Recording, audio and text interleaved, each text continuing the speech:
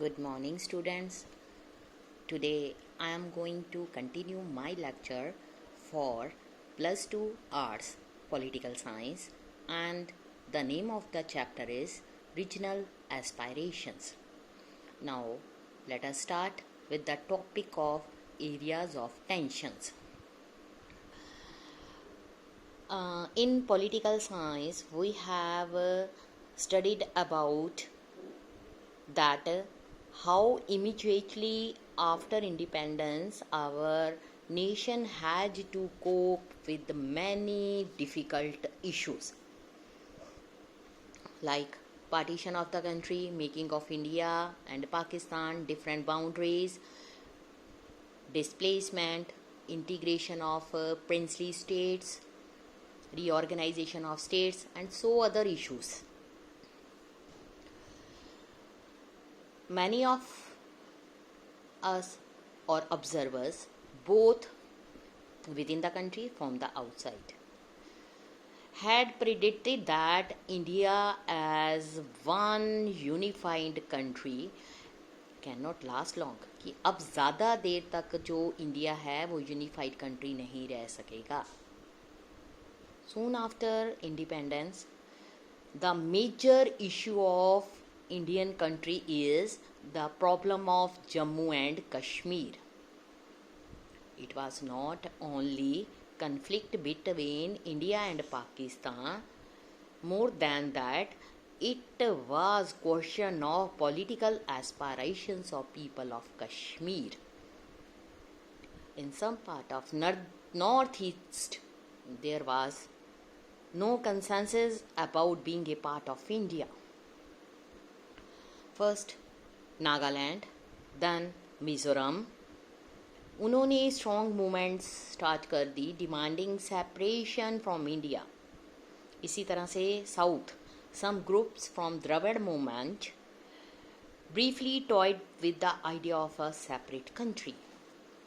That is the major problem in our country after the partitions, that is rebounding of the states. These events were followed by mass agitations in many parts of the country for the formation of linguistic states. Today's अगर हम बात करें, Andhra Pradesh, Karnataka, Maharashtra and Gujarat were among the regions affected by these agitations. In some part of southern India, particularly अगर हम बात करें तमिलनाडु, वहाँ पर प्रोटेस्ट हुए against making Hindi the official language of the country. North, there were strong pro-Hindi agitations demanding that Hindi be made the official language immediately. फिर क्या हुआ? From the late 1950, people speaking Punjabi language in Punjab started agitating for a separate state for themselves. This demand was finally accepted. States of Punjab and Haryana were created. These states were created in 1966. उसके बाद states of Chandigarh, Uttarakhand, Jharkhand create हो गई. जो challenge था, challenge of diversity, met by redrawing the internal boundaries of the country.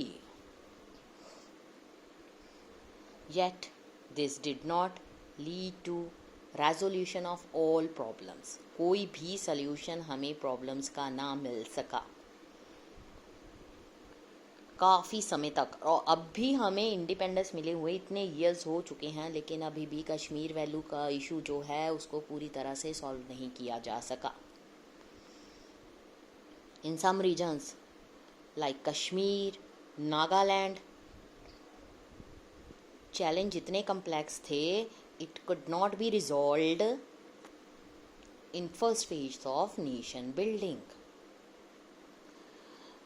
Besides, new challenges came up in states.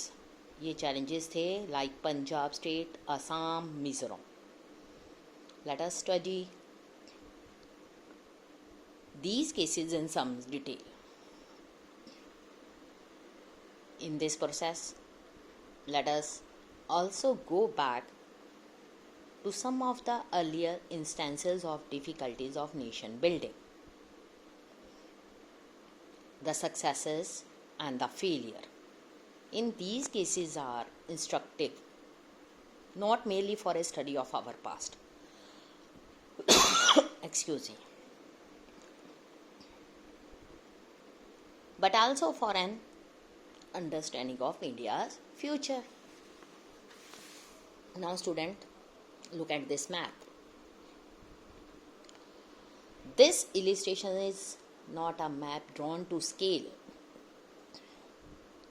Should not be taken to be an authentic depiction of India's external boundary.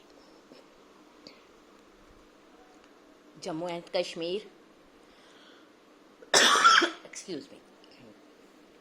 बेटा Jammu and Kashmir में आप ये देखो, neighbouring country में क्या क्या है, China की वॉल। उसके बाद जम्मू कश्मीर में क्या क्या आ रहा है, Gilgit, northern area, Siachen glacier, Kargil, Leh Ladakh, Kashmir, Srinagar, Jammu, Pakistan, Muzaffarabad, Himachal Pradesh बाहर में, दमचोक जो इनसाइड में है, ये चीज़ें बताई गई हैं। Let us start with the topic Jammu and Kashmir. You have heard about the violence in Jammu and Kashmir. This has resulted in the loss of many lives, displacement of many families. जो Kashmir issue है वह हमेशा ही major issue between India and Pakistan रहा है,